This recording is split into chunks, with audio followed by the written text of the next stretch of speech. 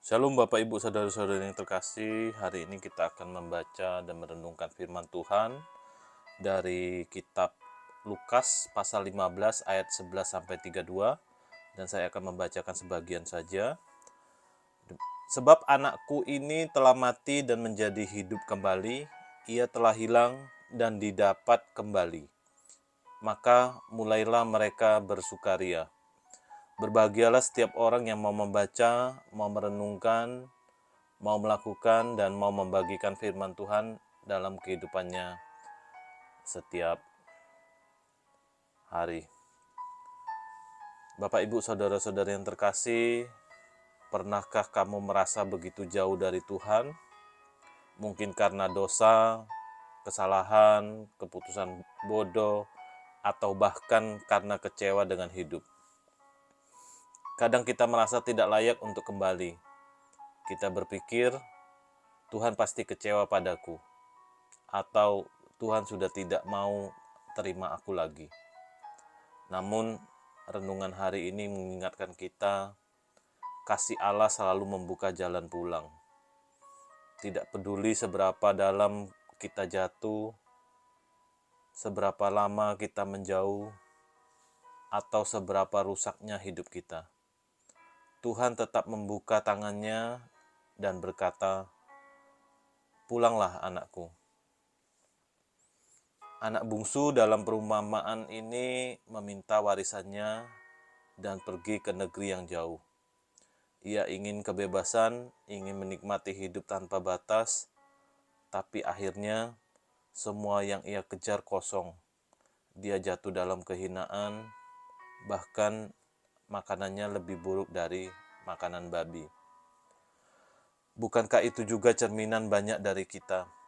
Kita pernah merasa bisa hidup tanpa Tuhan, kita mencari pengganti Tuhan, seperti uang, kesenangan, cinta dunia, tapi semuanya hampa. Kita mungkin belum sampai memakan ampas babi secara harfiah, tapi secara rohani kita kering dan tak bernilai. Poin penting dari kisah ini adalah anak itu sadar, dia berkata dalam hatinya, "Aku akan bangkit dan pergi kepada Bapakku." Dia tahu bahwa rumah ayahnya adalah tempat yang paling aman. Kesadaran itu adalah momen penting. Pertobatan dimulai dari kesadaran bahwa kita butuh kembali. Dan perhatikan, meskipun dia tidak merasa layak, dia tetap memutuskan untuk pulang. Terkadang yang menghalangi kita bukan dosa itu sendiri, tapi rasa malu dan merasa tidak layak. Tapi kasih Allah lebih besar dari rasa malu kita. Apa yang dilakukan sang ayah? Dia berlari, menyambut anaknya, memeluknya, dan menciumnya. Ia bahkan tidak membiarkan anaknya menyelesaikan kalimat minta maafnya. Ia langsung memberi jubah terbaik, memberi cincin, dan mengadakan pesta. Ini gambaran Tuhan kita. Ia tidak menunggu kita sempurna untuk menerima kita kembali. Kasihnya melampaui logika manusia. Dia tidak sekedar mengampuni, dia memulihkan. Seringkali kita lupa bagian ini. Anak sulung marah karena merasa tidak dihargai. Ia tidak mengerti kasih karunia. Ia melihat hubungan dengan ayahnya sebagai upah atas kerja, bukan karena kasih. Kita juga bisa jadi seperti anak sulung. Lupa bahwa kita pun butuh anugerah. Kita mungkin di rumah secara fisik, tapi hati kita jauh. Mari kita belajar bersukacita atas pertobatan orang lain dan tidak merasa lebih baik dari mereka.